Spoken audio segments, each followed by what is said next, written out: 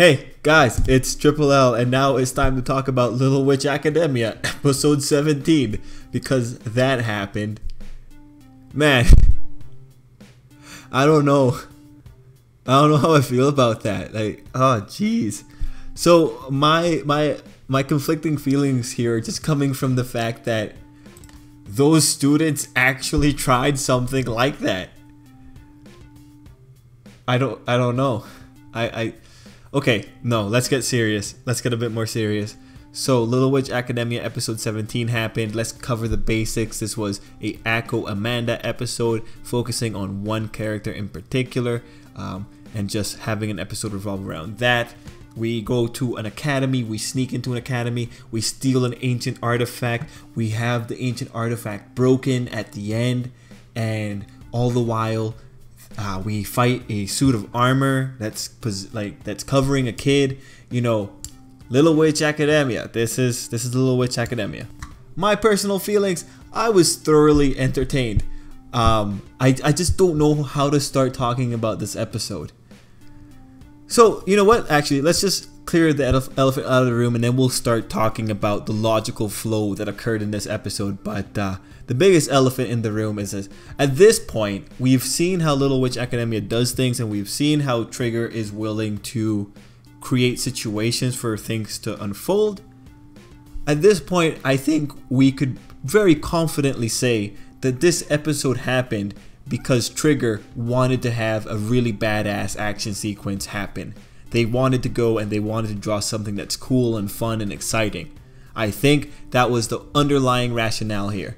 And with the last episode, we know that Trigger with this series, that they're particularly okay with having the most asinine premise to get the ball rolling for an episode. Because last week we did see the whole Green Man disease came about just by the most convoluted series of circumstances. It felt really magical, but they admitted themselves that it was the most unlikely thing for that to actually happen, for the Green Man thing to trigger. You know, Trigger is having a lot of fun with that. When you come into this episode, the way that we get to that point that Trigger wanted to do, the way that we get to the point where we see Amanda fighting a suit of armor with a badass looking sword, getting to that point, you know, involved a certain logical flow to happen, and it involved having, you know, needing a situation to unfold. You know, I think it's kind of shaky, but hey, I really enjoyed that action sequence. That really was the whole point of the episode. It was really just that, to get that really awesome action sequence in, because man, when it started going, it looked really good. I was really entertained at that point. But getting to that point, you know, we have to go through the logical leaps that the episode is guiding us through, and the thing is, like, it's still justifiable if you look at what the characters are doing, but within the narrative itself doesn't make a lot of sense with the initial look through it. You know, it just, well, I say it doesn't make a lot of sense, but I mean, like, the logical flow to cause the girls to go from point A to point B, you have to infer a lot of things, and it doesn't feel that natural. Again, it's not a big problem because at this point Little Witch Academia has kind of shown us how it's treating its narrative, so it's not that big of a deal at episode 17 because the series itself already has a precedent for this. But this week it's a little bit worse because all the little quirks that Little Witch Academia has when it comes to handling its narrative were just unleashed here. So the first thing is just Trigger's general desire to want to get to do cool stuff, and then they're okay with just kind of compromising the initial premise to get us to that point. That's one thing. The other thing, Trigger does this thing, or Little Witch Academia in particular has been doing this thing where it'll introduce some concepts in an episode, and then we'll sit down, and when we start thinking about it, it's like, wait, this is really messed up, and man, we know this is really messed up. And just to give examples before I start talking about what's messed up in this episode, because I'm pretty sure we're all aware of it, but in previous episodes, a lot of the messed up aspects that we could have come up with, there was that whole incident with Croa, the fact that she kind of just mind violated Akko, put her to sleep, and just went through her memories, and no one said anything about that. Ursula has not told anyone about that invasion of privacy. That was a big issue. We had a comment about that last week and the week before. Then before that, there was just generally how the teachers treat the students. When you think about it, parents would not be okay with this. Given real world logic, they would not be okay with this. And just the general situations putting up with bullying, and just how the teachers have been willing to treat Akko in the earlier episodes. There's just Little Witch Academia has that dark side when you start thinking about the consequences of the actions that we're seeing unfold here. And in this episode, it's a lot worse because we get people in the reverse KKK hats. And then this one isn't really much of a problem, but then it's another thing that's going on. There's a disconnect between the narrative and the characters at some point. It's really prevalent with this episode, but a good example of it in this particular episode is at the end when the characters are saying, oh no, the Holy Grail had an ancient demon locked in it and it got released when you broke it. It's like, no, most likely that is false, because we see Croa is the one doing it. If they had left that scene kind of up in the air, the viewers could have been left to speculate, oh, was it Croa for sure, or was it a demon and just Croa decided to go in and just look at it as well? We don't know if they had let it be kind of vague. But no, they showed us particularly Croa eating her noodles and looking at the experiment results. So there's that disconnect with the narrative. So now let's start talking about the episode. Let's just talk about the biggest thing, which is what those students did. And man, I find it funny. I find it so funny at first, and then it's just like, wow, they're actually going that far. So when the episode first starts off, I was getting ready when the guy that got possessed, I'm not gonna bother remembering his name. He's we'll call him Blondie. Yeah, so when Blondie is just there and he's talking to Amanda when he discovers the familiar, the rat, and we find out that they had a rat problem, they're exterminating them. His rhetoric at that point is just like, okay, he's talking about his holy learning, how the witches are just gonna get in there and mess that up. Okay, that rhetoric sounds like a caricature. They just want to point out that these people don't like witches, and they're using really flamboyant rhetoric along with it. But then we have the sequence where they find out that he is actually, when they find out Amanda is actually a witch, and then the whole turnaround into that situation. Everyone's wearing hoods. It's like, what the heck, man? And then when they're putting their girls to trial, and I'm saying in quotation marks if you can't hear it in my voice, but when they put the girls into trial, and then they unleash all the medieval torture weapons. At that point, this isn't a joke anymore. This is hardcore. Just what the heck are they being taught in this school, man? How far did the witch hunting genes, witch hunting traditions get past? How is that still an okay way to think in the modern world? Oh man, it's bigotry and hatred, and I do think the KKK kind of similarity with the hood. Does that thing have a name? Does the KKK hood have a name? Well, we all know which hood I'm talking about. Point is, I understand putting that in particular, because I'm pretty sure that witch hunters did not wear that during the witch hunts. I'm pretty sure no one went to burn people at the stakes while they were wearing that. At least I think. I want to think that hood specifically originated in the KKK. Actually, I'm not sure. I'm not sure if executioners wore that hood. Well, whatever. The imagery is there. That's some really powerful imagery. I imagine that they're talking about this is just bigotry. That hood represents, this is just bigotry going on with these characters. So it's natural because we have that in the modern world. We have that equivalent still happening. We have just general hatred based on what people are. So it makes sense, and the show does do a pretty good job when it comes to the symbolism using that particular hood, because it loads that information into your brain. If you have knowledge of the KKK, the moment you see that hood, you get the understanding this is irrational hatred of another person for the sake of hating them for being different. So it's just disturbing how quickly these kids jump to that extent, and because Little Witch Academia is a bit more lighthearted, they can pull out the torture devices from anywhere, and it's just like, holy shit, this is actually happening. This is so far gone, man. What the heck? This is so far gone. I would have been okay with social ridicule, but this is full out. They would have killed these girls. And that's the thing with the episode, right? They're playing around with consequences that are just so far out there, like, and they're just ignoring it. And this is one of the more, this is again coming from the lighthearted aspect of Little Witch Academia, because now we're going to talk about just the logical sequence of what happened in this episode. So Akko is doing research, which is great, you know, good for her. She's doing research, she's being a student, she's trying to take initiative on the words. One of the words seems to be triggering. Akko is close to discovering it, but as we know, this episode turns into just a total side. It's a total side quest, man. It's a total side quest. They only want this episode because they want to show off that really badass sequence. They most likely have been salivating at the opportunity to be able to draw that sequence. And again, like, they do really well on it. But Akko's there studying. Amanda's doing her thing. When the thing triggers, they go to see Ursula. Apparently Ursula can't tell us. Just take 5 seconds, Ursula. Just tell us the word. Just tell us the words that Akko at least knows it. But no, Ursula doesn't do that. She was about to tell us the word, but no, Finneran does that. And then we get the setup that there's something going on with Diana's family. Most likely we're going to get that answered in a few episodes. If not the next episode. I want to believe we'll get it within 2.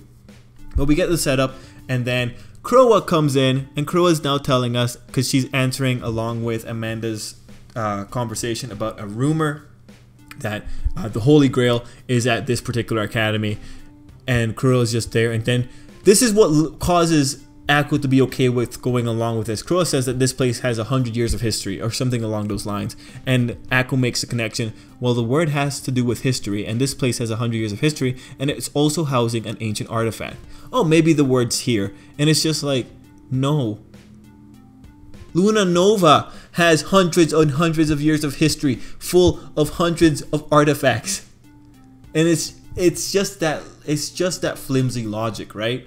So we understand in context what's actually going on here. This isn't Akko saying that she wants to go and investigate that. It's Amanda saying it, and Amanda's the one that's pushing it all the way throughout. So, you know, within the narrative, in the broad strokes, we can see like this.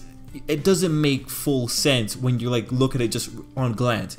But when you look at who's involved here, Amanda, like, again, Trigger's really good at making this seem like it can work. Amanda's the one that's pushing this little endeavor to go see the Grail. And we see from this episode, Amanda is just, she's ready to leave the school. She doesn't really want to be around in school, so she's taking things a little bit, she's taking them a pretty rough. She's just kind of going willy-nilly. And again, that's okay, it's consistent with her character, but it's just Akko's the one going along with it. And we see in this episode, this is an Amanda episode. This isn't so much an Akko episode. Although Akko does have a little moment, she has her moments with Andrew, and still, Andrew just remains a love interest, except he's now the moderate love interest. He's not so bigoted to the degree that everyone else is. Again, you know, good for Andrew, good on him, good on him. It's good that we have a relatively nice guy involved in all this, and you know, he does save the girls quite a few times, so that's worthwhile. But again, back to the Akko and Amanda situation. So as we're going through the episode, the next big thing that's just ridiculous is that we have to understand, at the end of the day, the girls went in there to steal an artifact from these people. That's what Akko ultimately ends up doing. And Croa is clearly there. She's the one that's greasing the wheels. She's letting this thing happen a lot more smoothly. She goes in, she compromises the artifact. She's like, yeah, we're gonna mess around now, guys. And it's like, okay, yeah, I can accept that Croa's involved there, because why not? That seems to be what Croa does. She gets involved. Anyway, going through that, Akko steals the artifact, and then the next worst part is that the people at the school don't seem to know what they're holding. Like when the guy says, oh yeah, I can break this because you guys are looking for it, it's like, no. In no world would anyone ever leave the Holy Grail so disgustingly unguarded. And then, like, they said that the school was using it for a ceremony. At that point, it's just ridiculously ignorant that that student or none of those students have any idea what the Holy Grail is doing when the school itself had a ceremony there. And then the fact that the school itself seems to be so religiously based. Like, the man calls his studies as holy. Like, they seem to be pretty strong against, like, witchcraft. I'm assuming that they are following the old systems of Christianity here. And at that point, they still don't know about the Holy Grail. The Holy Grail is a really big piece for anyone that's anti-witch and pro-god, alright? So that part is by far like just the most glaring one, and you can say it's probably just because this kid's ignorant. But at this point, the man is so he is so indoctrinated that it's incredible that he doesn't know about that Holy Grail. You'd think that's one of the things that they just like pound into his head. But again, you can make the argument we don't know the character. You can make the argument he might just be ignorant. Like, statesmen don't really need to know about religious iconography. But listen, archaeologists know about it. There's no way they would leave that thing just sitting there.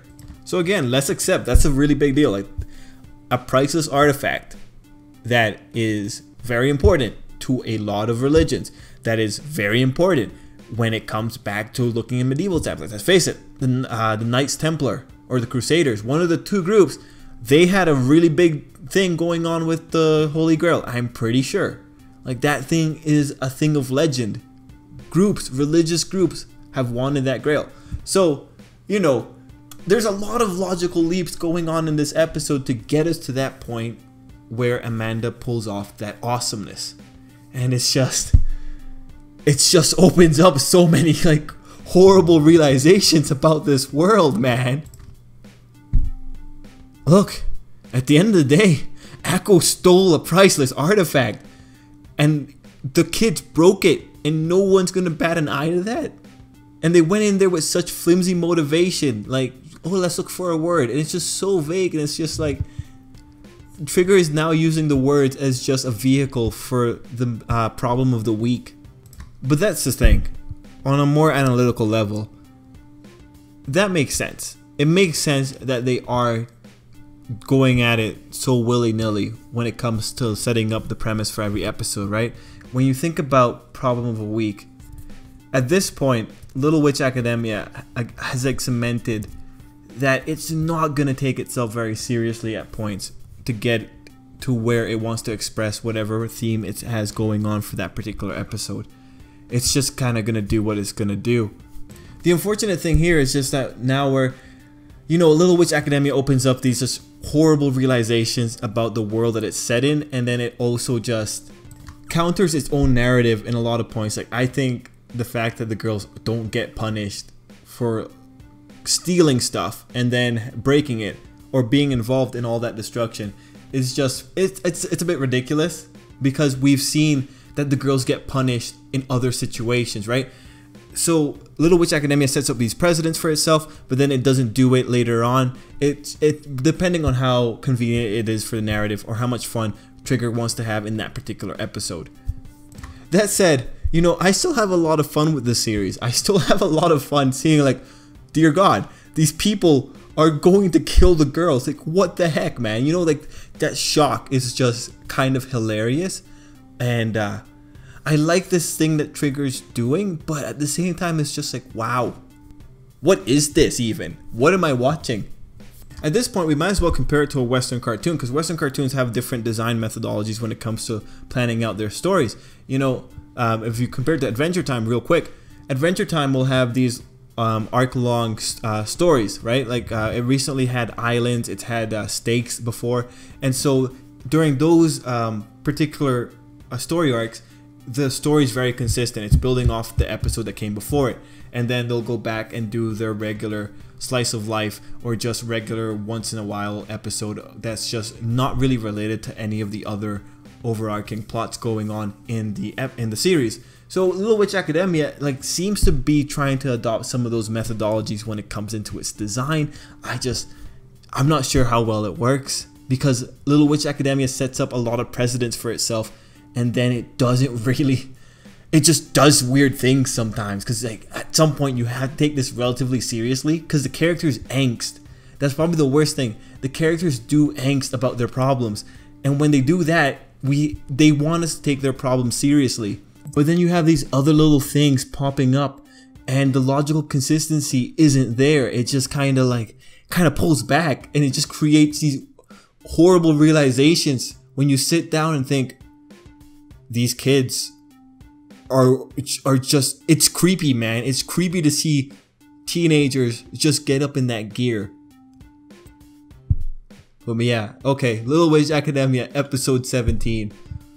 it's fun. It was fun, but it's like, wow, jeez, Jesus, man, like, wow, oh man.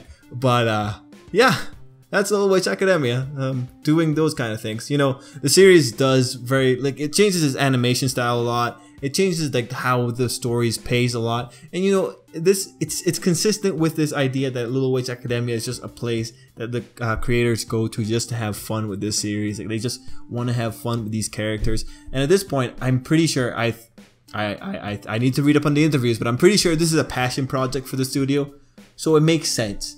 Everything, you know, it makes sense that Little Witch Academia does these kind of things.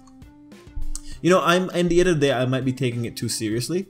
But yeah, I'm sorry that this video is so long. It's just funny. It's just funny. I'm very excited to hear whatever you guys have to say.